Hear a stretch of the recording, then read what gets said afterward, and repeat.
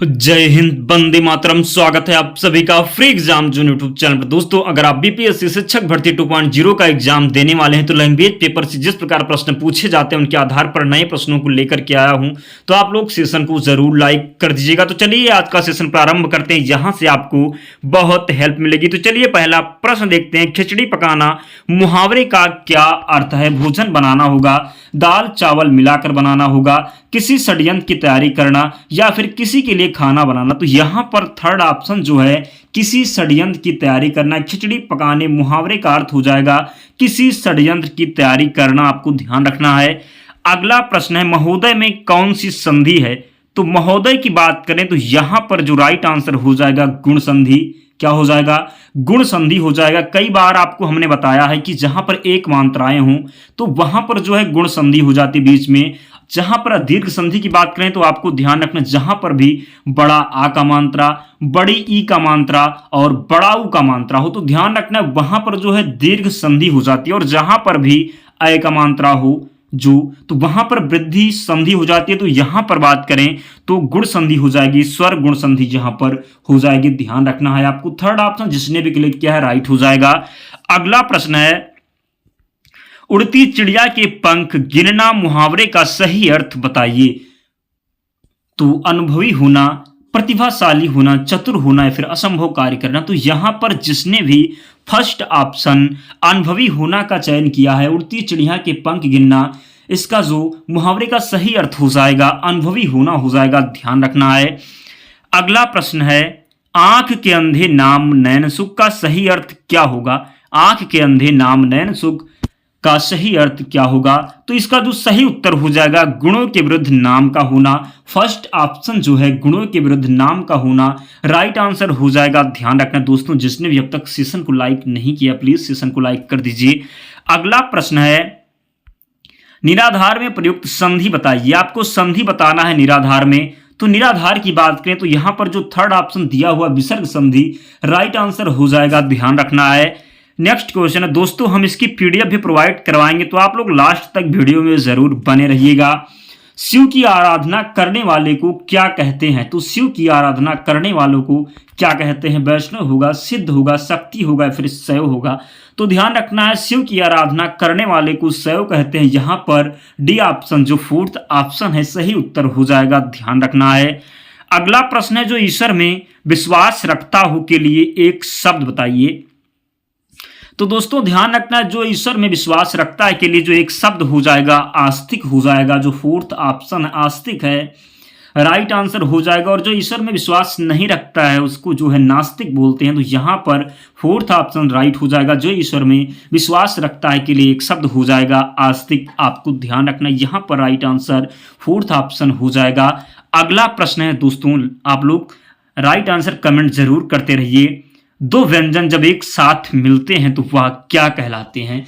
दो व्यंजन जब एक साथ मिलते हैं तो वो क्या कहलाते हैं? संयुक्त व्यंजन होगा, अल्प प्राण होगा, अंतस्थ होगा या फिर महाप्राण होगा। तो ध्यान रखना दो व्यंजन जब एक साथ मिलते हैं तो वह क्या कहलाते हैं? तो संयुक्त व्यंजन कहलाते हैं। आपको ध्यान रखना फर्स्ट ऑप्शन यहां पर राइट हो जाएगा। अगला प्रश्न है वर्ण तालिका के अनुसार हर्ष दीर्घ और प्लुत क्या है? वर्ण तालिका के अनुसार हर्ष दीर्घ और प्लुत क्या है? आपको राइट आंसर कमेंट करके जरूर बताना है। स्वर होगा, व्यंजन होगा, मात्रा होगा या फिर विसर्ग होगा।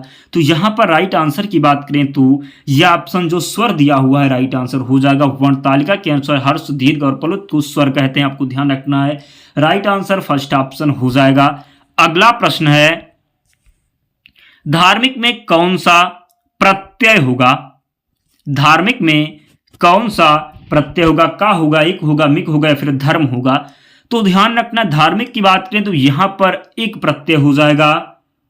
धार्मिक में कौन सा प्रत्यय हो जाएगा? तो एक प्रत्यय हो जाएगा। ध्यान रखना दोस्तों हिंदी के 10 प्रश्न हो चुके हैं। आप लोग कमेंट करके बताएं 10 प्रश्नों में से आपके कितने प्रश्न सही हो पा रहे हैं, कमेंट करके जरूर बताएं। तब तक हम अगला प्रश्न देखते हैं। आपका भविष्य उज्जवल हो, अर्थ की दृष्टि से वाक्य भेद बताइए। प्रश्नवाचक होगा, निषेधवाचक होगा, इच्छावाचक होगा या फिर आज्ञावाचक होगा।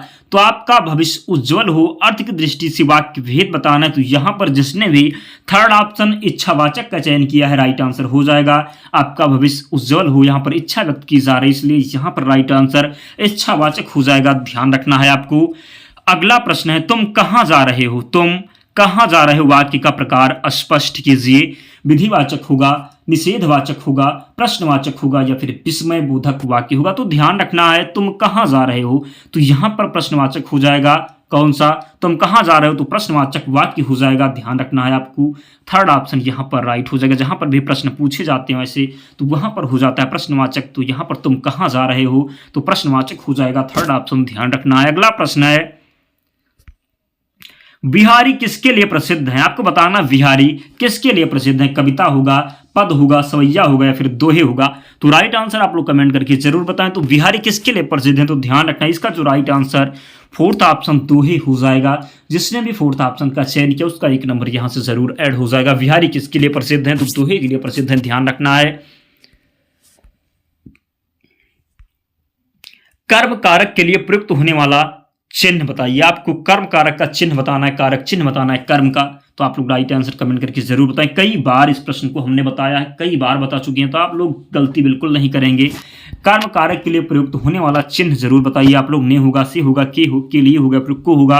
तो राइट आंसर आप लोग कमेंट करके जरूर बताएं। तो कर्म कारक की चिन्ह की बात करें तो जो को है, राइट आंसर हो जाएगा फोर्थ ऑप्शन, कर्ता ने कर्म को कर्ण से। तो कर्म का जो कारक चिन्ह होता है को होता है, ध्यान रखना। कारक की बात करें तो 8 प्रकार के होता है, कर्ता, कर्म, करण, संप्रदान, अपादान, संबोधन, इस प्रकार के जो होते हैं कारक 8 प्रकार के होते हैं, आपको ध्यान रखना है। कर्ता ने कर्म को कर्ण से, अपादान से, ऐसे आप जो है कारक चिन्ह आपको याद रखना है। अगला प्रश्न है, राष्ट्र की भाववाचक संज्ञा क्या है? राष्ट्रीय होगा, स्वराष्ट्र होगा, राष्ट्रीय होगा, फिर राष्ट्रीयता होगा। तो राष्ट्र की भाववाचक संज्ञा की बात करें तो यहां पर जो फोर्थ ऑप्शन है राष्ट्रीयता हो जाएगा। राष्ट्र की भाववाचक संज्ञा क्या हो जाएगा? तो राष्ट्रीयता हो जाएगा, आपको ध्यान रखना है। अगला प्रश्न है, साधु का स्त्रीलिंग क्या होगा? तो साधु का स्त्रीलिंग की बात करें, साधुनी होगा, साधुनाम होगा, साध्वी होगा या फिर साधुवाइन होगा। तो राइट आंसर जिसने भी यहाँ थर्ड ऑप्शन साध्वी का चयन किया उसका सही उत्तर हो जाएगा साधु का स्त्रीलिंग साध्वी हो जाएगा, ध्यान रखना दोस्तों। जिसने भी अब तक सेशन को लाइक नहीं किया है, प्लीज़ आप लोगों से रिक्वेस्ट है आप लोग सेशन को लाइक कर दें। हम आपके लिए इतना मेहनत करते तो आपका भी कर्तव्य बनता है, आप लोग भी हमारा सपोर्ट जरूर करें। चैनल को लाइक कर दें और जो है वीडियो को लाइक कर दें, चैनल को जरूर सब्सक्राइब कर लें आप लोग। अगला प्रश्न है, हिंदी में कुल कितने सर्वनाम हैं? हिंदी में कुल कितने सर्वनाम हैं? 9 होगा, 10 होगा, 11 होगा या फिर 12 होगा। तो हिंदी में कुल सर्वनाम की बात करें तो ध्यान रखना है यहाँ पर थर्ड ऑप्शन जो 11 दिया हुआ है राइट आंसर हो जाएगा। हिंदी में कुल कितने सर्वनाम हैं? तो 11 सही उत्तर हो जाएगा, आपको ध्यान रखना है। अगला प्रश्न है, सर्वनाम के कुल कितने भेद होते हैं? तो सर्वनाम के कुल कितने भेद होते हैं आपको कमेंट करके राइट आंसर बताना है। 5 होंगे, 6 होंगे, 7 होंगे या फिर 8 होंगे। तो यहां पर जिसने भी सेकंड ऑप्शन 6 का चयन किया है राइट आंसर हो जाएगा सर्वनाम के कुल कितने भेद होते हैं? तो ध्यान रखना है 6 भेद होते हैं। अगला प्रश्न है, छंद शास्त्र के प्रणेता आचार्य किसको माना जाता है? छंद शास्त्र के प्रेता आचार्य किसको माना जाता है? सीधा प्रश्न आपके एग्जाम में देखने को मिल सकता है, तो आपको ध्यान रखना है छंद शास्त्र के प्रेता आचार्य किसको माना जाता है? पतंजलि होगा, पाणिनि होगा, पिंगल होगा, फिर मनु होगा। तो यहां पर जिसने भी थर्ड ऑप्शन पिंगल का चयन किया उसका सही उत्तर हो जाएगा छंद शास्त्र के प्रेता आचार्य किसको माना जाता है? तो पिंगल को माना जाता है, आपको ध्यान रखना है। अगला प्रश्न है, चौपाई के प्रत्येक चरण में कितनी मात्राएं होती हैं? कई बार रिपीटेड प्रश्न है, तो आपको ध्यान रखना है चौपाई के प्रत्येक चरण में कितनी मात्राएं होती हैं? 11 होगा, 13 होगा, 16 होगा या फिर 15 होगा। तो यहां पर जिसने भी थर्ड ऑप्शन 16 का चयन किया उसका राइट आंसर हो जाएगा चौपाई के प्रत्येक चरण में कितनी मात्राएं होती हैं? तो 16 मात्राएं होती हैं, आपको ध्यान रखना है। चौपाई के प्रत्येक चरण में कितनी मात्राएं होती हैं? तो 16 होती हैं। दोस्तों हिंदी से जो 20 प्रश्न थे कंप्लीट हो चुके हैं। आप लोग कमेंट करके बताएं 20 में आपके कितने नंबर बन पा रहे हैं, 20 में आप कितने क्वेश्चन सही कर पा रहे हैं। अब हम इंग्लिश के जो 10 प्रश्न हैं उनको देखते हैं, तो आप लोग 20 में से कमेंट करके जरूर बताएं कितने प्रश्न आपके सही हुए। क्वेश्चन नंबर 21 है, वन वर्ड सब्स्टिट्यूशन आपको बताना है। अ स्वीट म्यूजिक दिया हुआ है, ललाबाई होगा, मेलोडी होगा, फॉक सॉन्ग होगा, फिर ड्यूट होगा।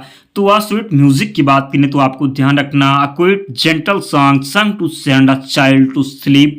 तो यहाँ पर जो राइट आंसर हो जाएगा फर्स्ट ऑप्शन ललाबाई हो जाएगा, आपको ध्यान रखना है। फर्स्ट ऑप्शन इसका राइट आंसर हो जाएगा, ध्यान रखना है।